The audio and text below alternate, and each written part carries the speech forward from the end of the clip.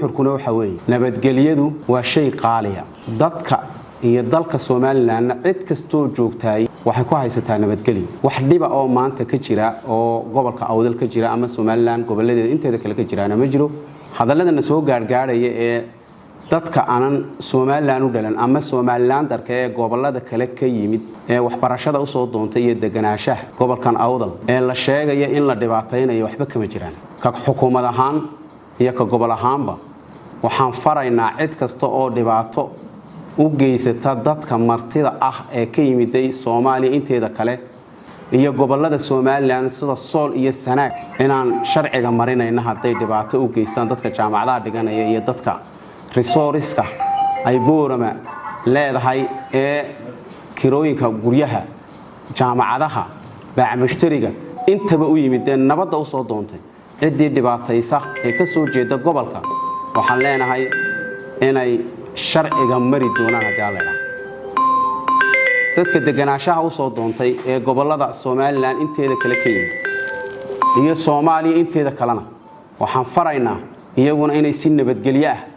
oo wanaagsan oo dhaqan wanaagsan oo nabadgelyada wax aan u dhimayn inay ula noolaadaan cid ay la joogaan ee gobolka Awdal ee walaalhooda iyagoo Soomaaliland dara inta Soomaaliya ka timiday ee marka aan Soomaaliland darka hayna waxaan iyagana leenahay inaguna sida ay walaalihiin inii soo dhaweeyeen ee gobolku inii soo dhaweeyay ee inagu heelayihiin inaad nabad ku wada noolaataan nabad wax ku barataan deganaashihiinuna oo ahaado wax iyaga la mida oo ka duwaneyn inaguna inaad u dhaqantaan oo inaguna ilaalisaan inagana la ilaaliyo ayaa annagana naga go'an kuna ilaalinayna ka xukuumad ahaan gaarna kaga haynaa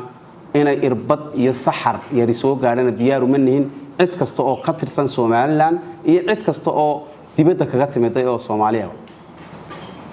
nabadgelyadu waa shayga ugu muhiimsan waxa weeyaan waxaan leeyahay reer Awdal nabadgelyada nabigeena sheegay calayhi salaatu wasalaam amnu wal iimaan qiiqada waxaan ka turjumayaa maanta inay tahay tanitii awalba aan lahayn nabadgelyada ay muddigan wadayaasheenii ee lagu abuuray systemka maanta jira ee Soomaaliland ku naaloonayso ee maanta nabadgelyada ku hayno ee ku sharfanahay ee kaga duwanahay Soomaali oo dhan inteeda kale waa inaan ilaalino mahmaahba oran jirtay reer Awdal ha ka dalana dhex joog baa leeyahay taasaba annaga horta noo baxday oo cid lagu dhibaateyn karaay halkan ma jirto nin dhibaateynayna ma dhalan sharaf iyo karaamo ayaan u hayaa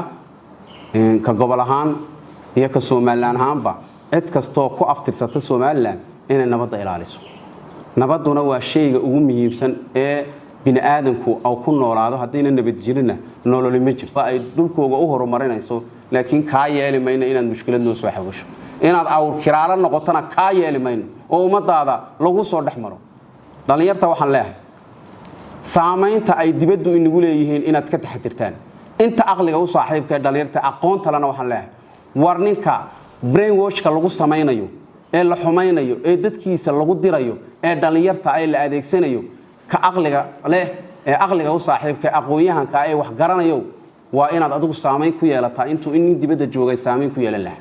cuqaasha waxaan farayaa in ay sameeyaan nabadgelyada ay u xil saaran yihiin inay waajibaadkii ay lahaayeen ka qabtaan culimada waxaan leeyahay gobolka iyaguna inay u sara kacaan in nabadgelyadu ay satal noqoto oo ummadan ay ku hagaan wixii Ilaahay Quraanka ku sheegay nabadgelyadu inay tahay shayga ugu horeeya ee bini'aadamku ku noolaanayo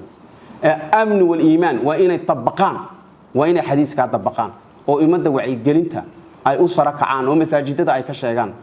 oo majlisada ka sheegaan oo meelaha shaax laga cabeeyo wacyi gelinta ka wadaan oo u sara kacaan in nabadgelyada ay tahay shayga qaaliga ee Ilaahay nasiiyay iyo nimcada oo nasiiyay inaan lagu kibrin oo Ilaahay barito kala xisaabtamay cid kasto dhaawac u geysata nabadgelyada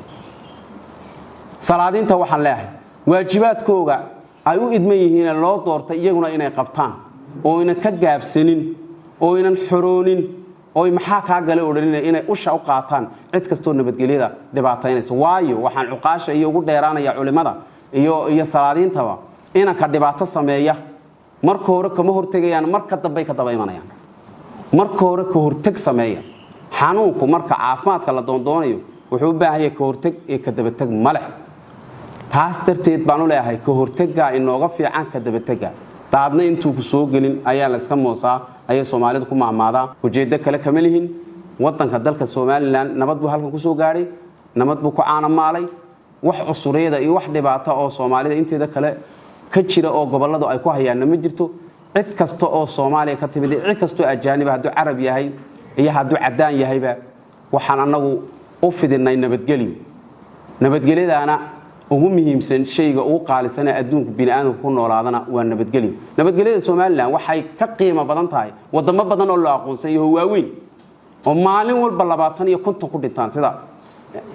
North America Europe maalin walba dad baa lagu laayay haddana waa dawladaha la aqoonsan yahay adduunka ugu xoog weyn ee dhaqaalaha leh waxaan ka fiicanahay wadamo badan oo dhaqaale leh oo horumar leh oo quwadaha ugu waaweyn adduunka oo maanta adduunyadu sida aad moodaysaan ma ahine wax badan baa ka socda sidaasaan burasidna inagoo nabadgelyaduna ay tahay nabadgelyo inagu aan samaysanay oo Ilaahay inagu galladay oo inagu gaar ka haynaa inagoon aqoonsi caalami ahayn ayaan wadamo waaweyn oo quwad leh aan ku dhaanaa nabadgelyada la inoo soo doonanayo ee ummaddu wax ku baranayso ee biyaha ku cabayso waxaan halkan aad iyo aad ka salaamayaa oon leeyahay dadka u soo hiloobay inay nabadgelyada soo doontaan gobolka awdal yimiday waad ku mahadsantiin nabadgelyada aad ku nooshiinad waliba runta ka sheegteen markaan kulan yeelanay dadkii deegaanka